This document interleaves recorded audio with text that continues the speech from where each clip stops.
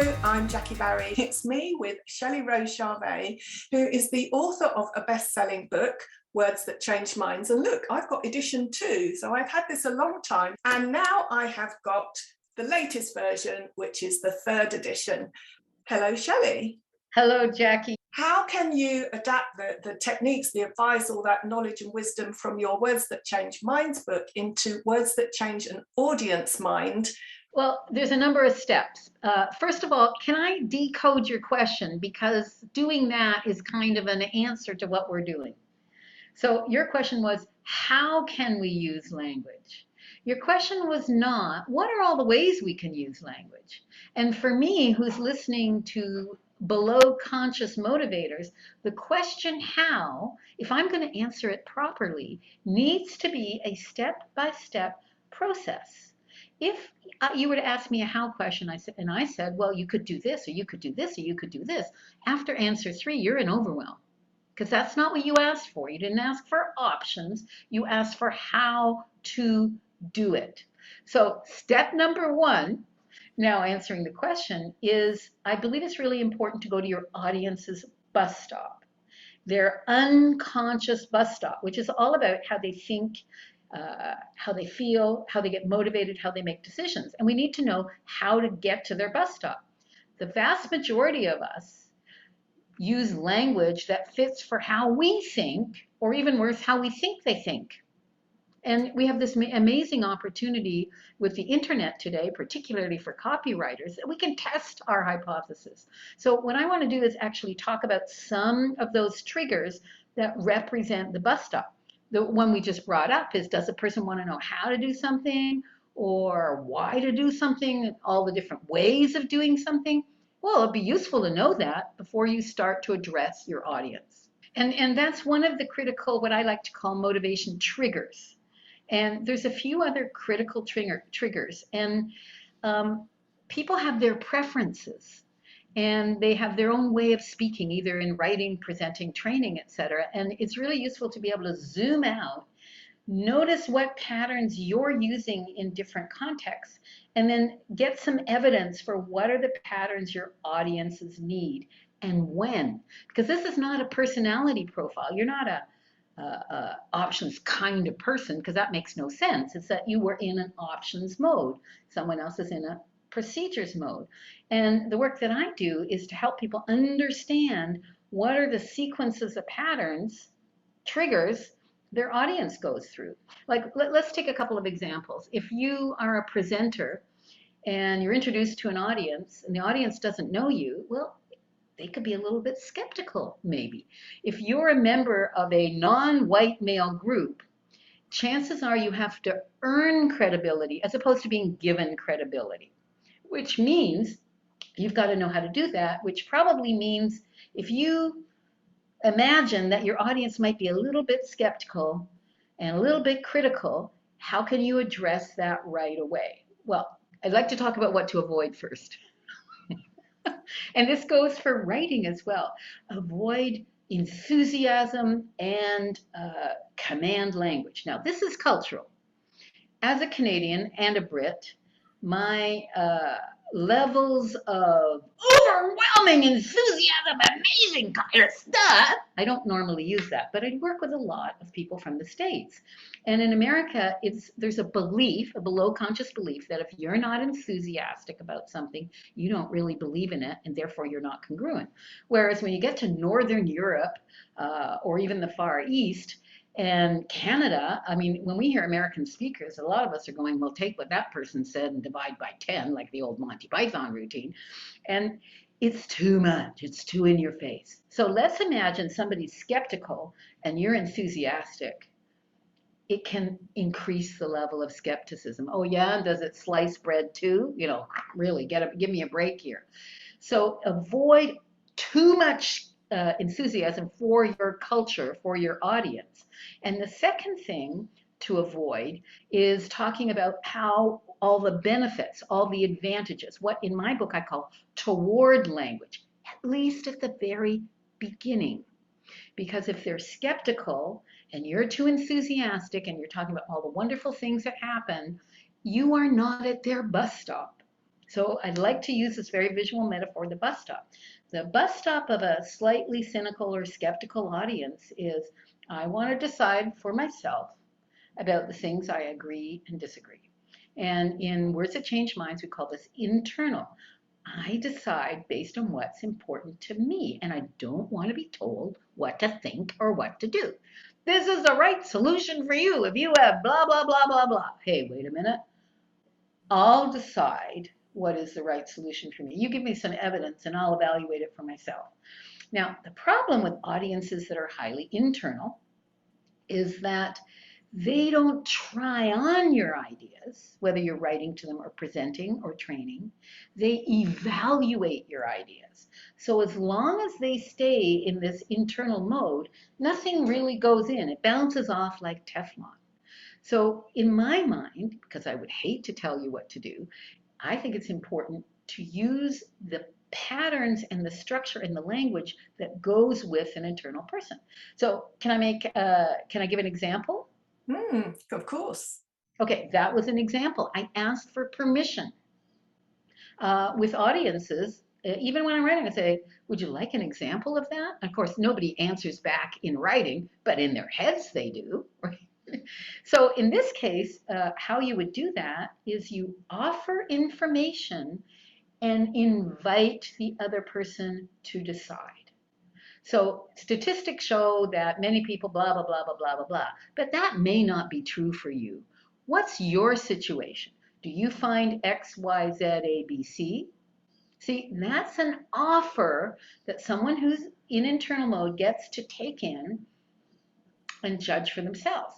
And when they say yes, because you figured out what their situation is, you suddenly get a credibility point. And now you want to have at least 3 credibility points before taking anybody anywhere. But that would be one way to do that. You offer information and you invite people to decide.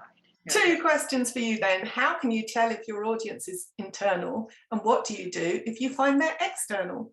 So A, assume they're internal unless you get proof to the contrary. Like, don't assume just because you got this fantastic introduction from somebody or that you're such a great copywriter or people love your product, so they're already bought in. Assume that they're a bit skeptical. And if you address that skepticism, it kind of brings everybody along. If you're presenting online or in person, that's an incredibly powerful thing. And in writing, you need to be bilingual. In other words, you need to speak out of for internals, both sides of your mouth, as I want to say, and for external. So that would be something like this. The information shows that many people have XYZ problem, but that may not be your case. See, that's kind of bilingual. The statistics show. For somebody who's more external, they're influenced by outside data. One of the main things I remember learning the first time I read Words That Change Minds is people who are predominantly away from will tend to buy insurance products because they're worried about what will happen if the house burnt down or the car was stolen or the kids were flooded. And people who are towards will just deal with that situation if it arises and they don't pay for insurance. Whereas people who are predominantly towards motivated will buy investment products, and so you sell to them with language about imagine the yacht you could have or the holidays in the Maldives, where away from people are less likely to buy investment products. I hope I've remembered that right. You remembered it exactly right, and my thinking has evolved. So I want to give you some nuances. And one, I want to remind everyone that away from is when someone is in a mode, not a personality, that they are driven to avoid or prevent or solve something they don't want, something they'd rather not have to deal with. So it could be a problem that's actually happening, or they could be in prevention mode. And then toward is somebody who doesn't think about what could go wrong or what are the problems. They're thinking about what they want, all the advantages and all the benefits. And one of the things about insurance is it as a product is inherently away from. And they tend to get more sales, just as you said, from people who think about what could go wrong and who are worried about what could go wrong. But then it's also cultural because it's logical to think that investments are about a gain. You pay now and you get a return, in theory, later. But this is very cultural. Canadians are highly away from culture. They worry about everything. And, an event can happen the other side of the world, and we worry about what might happen if it happens here, even if it's unlikely. So people who invest in Canada often are worried about being poor. But I work with a lot of investment advisors, and they work with couples. And you might have one person in the couple has a higher risk profile, right? And wants to go for it while strike while the iron is hot. And the other person's going, but what if we lose the house? So these conversations are very important to have.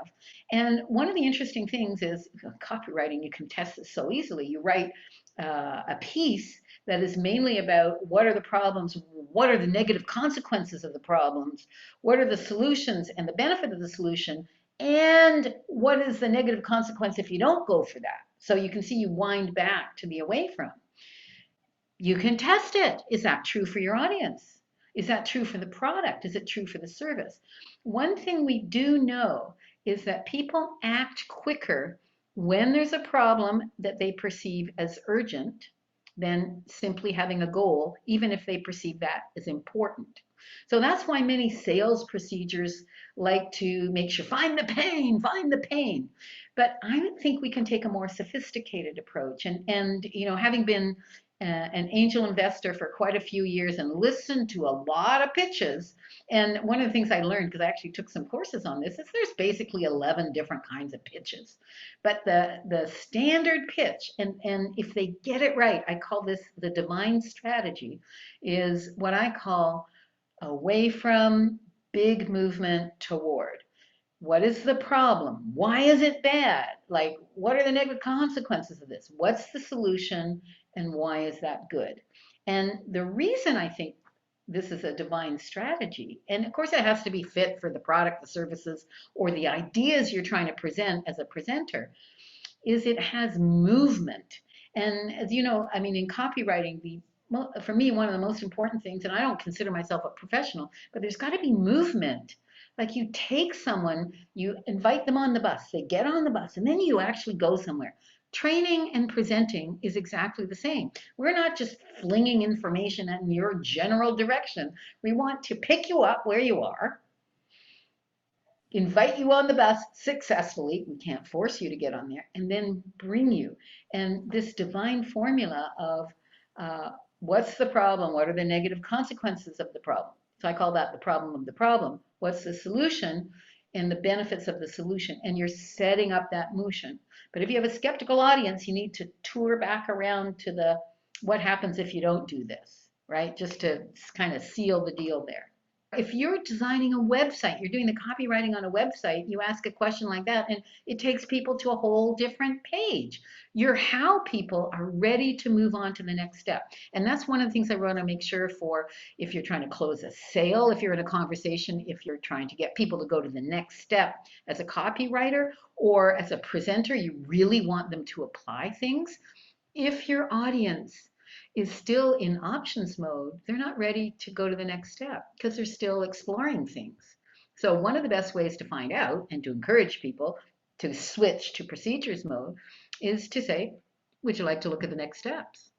And if they say yes, at a below conscious level, they're ready to finish the procedure. You made your sale, stop looking at other whys, they're into how. So why often comes before how. And in a presentation or in a copywriting, you may have a place for that in your sequence.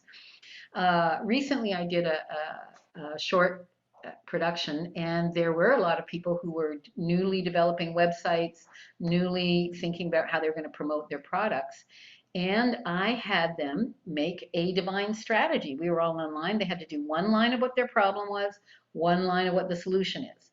And then we I copy edited it with all of them. And by the time we got to the end of it, they were doing it for themselves because they understood some of those principles. Well, advertisers don't have the time or the number of words or the stories in commercial ads to speak to every single different pattern. They have to find the ones in common, and that can make it a bit easier. And they don't always have the budget to do split tests either between all the different groups that they could be communicating with. Yeah, and they're not all relevant. I would say test a couple things if you can, and you'll get so much information very, very quickly. Would people think this is manipulative? And the definition of manipulative changes again by culture. But if we zoom out and think about, if I'm manipulating somebody, I want something that maybe they don't want to give me, and I'm going to figure out how to get them to give it to me. Whereas if my goal is to help someone get what they want and need, or discover it and deliver it to them, it's very, very different. And that is not okay to pretend to have rapport with us and with a topic of conversation that was in a string. That's not okay. And then twist it by using verbal techniques, as some people say, and it's now become apparent that. And I think a lot of us, even if we can't identify the techniques used, we have radar. We kind of have radar for people's intentions. And so I don't think it's in anyone's best long-term interest to have a manipulative objective in mind. I'm going to get this from you. I mean, only if you want a short-term relationship. Right? It's the importance of authenticity, as always. Yeah. Oh, I wanted to tell you about Libretta. This is a software that we have developed over the last years. It's got 2 US patents, and it automatically identifies the patterns people are using in text scientifically. People use all kinds of patterns, but it identifies what is dominant in the text. So it's embedded in Office 365. We also have it in Office for Windows. So in Office 365, it means you can use it whether or not you're on a Mac or a Windows PC. And the way it works is email comes in, and if it's one of those, it's an away from product. It helps you solve problems or prevent them. If you go, oh, geez, I better think about this email, because if I don't answer correctly, there could be consequences, or there could be opportunities if I get it right. So Libretta shows you what are the patterns in the language and gives you hints on how to answer.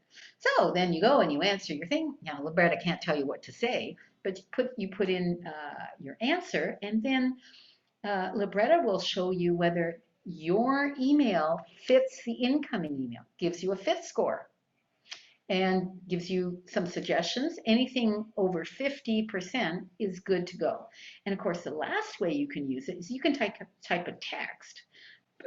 Think about a marketing text, for example, and you click Libretta, it will evaluate how you are coming across. What patterns are you using in your writing? So that's a great idea. Like if you decide the audience that you want to talk to is mainly options and you want to get them to be more procedural to go to the next step, well, you can take each section and see which is dominant in your language, get that feedback immediately from Libretta. Where can people go if they want to discover what you do and where you do it and how? Well, my website is Words That Change Minds. And on the website is a button somewhere that says Test Your Influence. And you can find out what your own patterns are in the context of communication at work. So you can get your own report back. And then if you're happy to do so, you can receive emails from me about free online trainings that I offer and events coming up, etc. So wordsthatchangeminds.com. I would be delighted to hear from you. And thank you for doing it and for spending this time with us today. Thank you so much, Jackie. This has been a pleasure.